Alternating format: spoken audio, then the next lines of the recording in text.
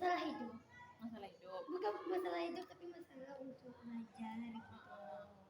Oke, sebelumnya terima kasih sudah datang ke ruangan konseling untuk menceritakan masalahnya. Sebelumnya sebelum melakukan kegiatan konseling ini, apakah Ananda biasanya untuk kenyamanan kita selama melakukan proses konseling ini, Ananda nyamannya dipanggil siapa? Uum aja. Uum aja. Nah, Uum sebelumnya apakah sudah pernah melaksanakan konseling individu kah? Baiklah, Ibu akan menjelaskan apa itu konseling individual. Itu adalah salah satu kegiatan, salah satu layanan dalam bimbingan konseling yang antara Ibu sebagai konselor dan Uum sebagai kliennya, yang dimana itu tuh tujuan kegiatannya untuk mengentaskan persoalan-persoalan yang UU hadapi. Lalu di dalam kegiatan itu kita menjaga azas kerahasiaan gitu, lalu keterbukaan UU sebagai klien tuh keterbukaan menceritakan masalahnya secara terbuka gitu. Nah, dan semua kegiatan kita tidak terlepas dari norma-norma yang berlaku, dan semuanya tuh punya aturan-aturan yang harus kita ikuti gitu. Nah, dan dalam kegiatan ini dengan keterbukaan menceritakan masalah yang punya, yang rasakan, alami, itu akan memperlancar dalam kegiatan ini nanti. Sampai di sini apakah paham? Nah, apa yang Anda rasakan? Jadi sukanya di pelajaran IPS. Terus suka juga di IPA. Jadi tuh bingung. Karena kan dulu tuh kan dari SD sampai SMP itu gak suka matematika. Terus dapat guru yang kayak bisa ngajarin jadi kayak langsung lah meningkat nilai matematika. Nah, jadi kayak nilai tuh 90, 100 semuanya sekitar mirip aja yang kayak pelajaran IPA. Yang IPS kayak gitu juga. Jadi kan kayak kemarin ini kan pengen IPA gitu kan, masuk IPA karena pertama itu namanya, terus yang kedua itu untuk kayak besok kalau orang-orang bilang kalau bisa kita punya IPS pun kalau ada IPA nggak apa-apa gitu kan. Tapi kalau ada IPS belum tentu bisa kayak kuliah di IPA gitu kan. Jadi kayak dulu gitu terus kayak masuk IPA aja gitu. Jadi kayak melihat dari kayak kakak kelas dulu gitu kan, kayak dulu banyak nyesal dia yang kayak jadi anak IPA gitu. Nah, kenapa nggak mau jadi anak IPS aja dulu, malah kayak udah kayak dari kelas 11 tuh udah dibilang aku mau linjur gitu, langsung linjur ke IPS gitu. Jadi dia tuh belajar ke IPA separuh hati, ya di IPS ya separuh hati juga gitu. Jadi kayak sekarang bingung gitu kan, di IPS emang ada juga gitu. Kok di minat? Iya, di IPA pun ada minatnya gitu. Jadi kayak merasa kan, apalagi kita sekolah penggerak, otomatis materi itu lebih dari sekolah penggerak gitu. Kayak dari yang enggak sekolah penggerak, kayak sekarang aja rumus-rumus yang belum ketahui kayak disatukan gitu di pelajaran aja, satu pelajaran kayak matematika, fisika, dan lain-lain gitu. Tapi kalau di pelajaran IPA tuh ada satu materi yang suka, nah itu kimia itu asik loh. Tapi kalau untuk matematika saat ini aku suka, tapi belum tentu kedepannya gitu. Kedepannya kan kata orang belum ada matematika peminatan, belum ada matematika wajib, masih banyak gitu kan dalam, apalagi kayak baru-baru yang suka gitu. Terus kalau yang di IPS kan emang dari dulu tuh emang kayak suka ngafal, terus suka membaca, suka membaca gitu. Nah, terus suka kayak ini pengen tahu aja gitu. Kalau matematika tuh baru sekarang saat ini suka gitu. Pas SMA ini. Iya. Jadi kalau di dunia pekerjaan, lebih suka yang pasti. Yang pasti bisa kayak gaji, bisa kayak bisa di industri langsung kayak dapat gaji per bulan tuh bisa 5 juta atau 3 juta gitu kan udah pasti. Kalau anak IPS tentu bisa dapat kayak gitu. Pasti kayak dia tuh kayak lebih kayak pengusaha, kayak untung-untungan gitu tuh kan. Tapi kalau anak IPA tuh kayak bisa dia kuliah terus dapat pekerjaan, langsung dapat gaji yang pasti gitu kan. Sedangkan anak IPS itu yang kayak jadi bingung mana jurusan mana ya. Nah, sekarang kan UU masih kelas 10. Ya. Nah, UU 10 dulu semester 1. Nah, jadi sekarang tuh kan masih ini baru selesai ujian mid semester kan, itu masih ada untuk peningkatan di ujian akhir semester. Nah, ujian akhir semester. Nah, coba dalami lagi gitu loh. Nah, maksudnya dalam kan masih ada proses nih. Sekarang udah di bulan November. Nah, sebentar lagi kan udah mau UAS di awal Desember. Coba pada dasarnya setiap jurusan itu kan punya kelebihan dan kekurangannya masing-masing gitu loh. Nah, memang kalau kita masuk jurusan IPA itu memang peluangnya itu memang lebih besar gitu loh. Tapi bukan kita memungkiri pula kalau kita masuk jurusan IPS kita tuh enggak bakal dapat peluang yang sama gitu loh. Nah, apalagi sekarang udah ada lintas jurusan ya gitu loh. Nah, sekarang untuk kita lebih apa namanya bisa untuk memantapkan hatinya nah untuk memilih jurusan tuh gini, apa yang kan masuk jurusan masuk semester 2 gitu loh. Nah, berarti kan udah lihat tuh mata pelajarannya tuh seperti apa. Kalau masuk jurusan IPA tuh seperti itu gitu. IPA tuh kondisinya mata pelajarannya tuh apa-apa aja gitu loh. Fisika, kimia dan apa namanya mata pelajaran kayak daftar isi pelajarannya tuh kita harus tahu dan harus siap gitu loh. Nah, karena kalau kita nggak paham itu maksudnya kan antar dilema IPS mau juga IPA juga mau gitu loh. Nah, jadi harus menyiapkan diri itu secara utuh gitu loh, secara keseluruhan gitu loh. Nah, karena kalau IPA tuh otomatis kita nggak akan bisa mengelakkan namanya matematika peminatan, fisika apalagi gitu loh, kimia gitu loh. Matematika fisika kimia kan sejalan gitu loh. Nah, apalagi nanti kalau udah belajarnya fokus ke jurusan aja otomatis tuh lebih luar biasa lah gitu loh. Dan kalau karena kebetulan kakak juga punya adik kelas 3 kan, kelas 3 SMA.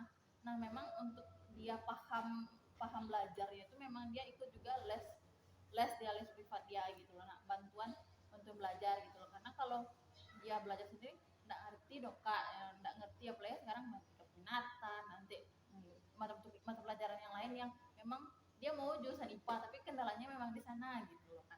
Nah, kalau pendapat ibu, apakah harus siap secara utuh apa namanya memilih jurusan tuh gitu loh, nggak dilihat enak-enaknya, maksudnya yang baik yang kesiapan menghadapi tantangan kedepannya tuh gitu loh. Nah, contohnya menghadapi matematika kalau terbentur nanti apa yang akan lakukan gitu loh. Contohnya ikut nanya ke guru gitu loh. Kalau nggak sanggup nanya ke guru otomatis nggak ketemu jawabannya, misalnya terbentur di satu pelajaran gitu loh. Nah, berarti ikut les gitu loh. Nah, begitu juga yang IPS kan itu tuh biasanya kayak belajar akuntansi, ekonomi itu kan biasanya itu kan punya kesulitan kayak dihitung-hitungan juga. Nah, gitu loh. Nah, nanti ada juga alternatif kalau terbentur di pelajaran itu ketika memilih jurusan itu tuh udah siap loh, kesana loh gitu. Jadi nanti nggak drop, nggak stres, ternyata nyesal memilih jurusan ini gitu loh kan. Nah, kalau sampai untuk ini kan masih di mid semester. Nah, untuk sementara ini berat maksudnya pilihan jatuh kemana gitu loh kalau pengennya begitu loh sementara sementara gitu karena aku berat juga ninggalin IPA karena aku suka kali kimia gitu karena tapi kalau untuk ngadapin ke depannya mungkin kayak ada matematika peminatan, fisika yang lebih mendalam gitu mungkin stop aja lah dari sini gitu, tetap belajar tapi nggak mungkin meminatinya karena kayak juga suka matematika tuh dari awal SMA nih karena dapat guru yang tepat juga gitu. Kalau orang masuk anak IPA tuh berarti kayak orang-orang yang suka kali hitungan gitu. Apalagi kayak orang lama kali kayak lama pahamnya gitu kan karena kayak awal pemula kali gitu kan. Tapi ya emang guru tuh pandai ya bisa aja anaknya gitu. Tapi untuk kedepannya kalau bisa guru tuh ada orang nggak bisa ngajarin tuh nggak ada lagi ya gitu. Itu harus siap tuh kayak tekekan gimana lah jadi nanti akhir-akhir kayak linjur juga nanti akhirnya. Jadi kayak lebih memutuskan masuk ke anak IPS juga.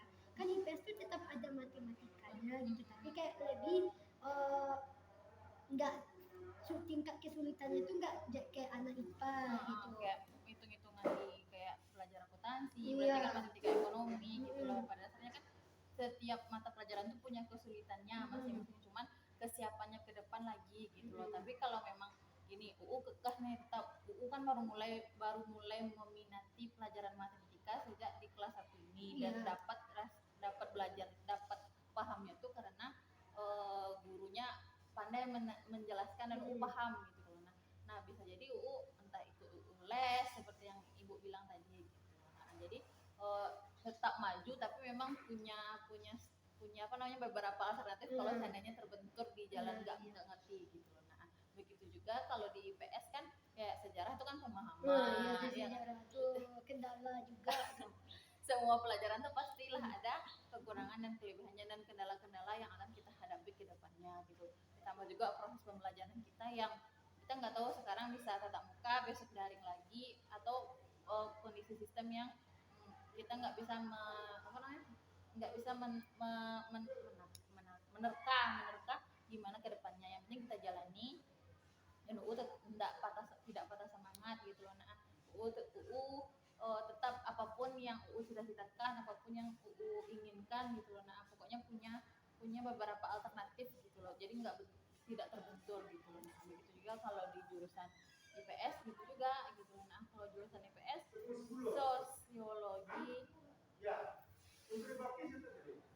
sosiologi kan, sosiologi itu nanti kita belajar interaksi. Berarti kan kalau yang dihitung-hitungannya geografi ada, nah geografi itu ya juga ekonomi, akuntansi dan segala macamnya gitu.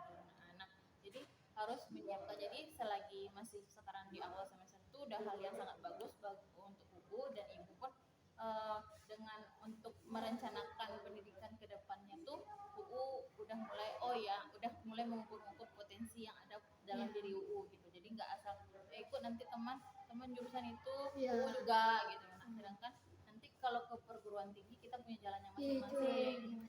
Apalagi kalau misalkan nggak lulus di SNMPTN tuh kan TBK pakai jalur kan? nilai tuh cuma pakai SBMPTN, TBK lagi ya, astagfirullahaladzim. Kayak guru ada yang ikut les juga gitu sekarang matematika tuh gitu. Yang matematika murni dibilangnya kan dari 50 soal tuh kakak cuma dapat guru untuk cuma dapat 5 soal yang terjawab. Kayak sesusah itu SBMPTN tuh katanya.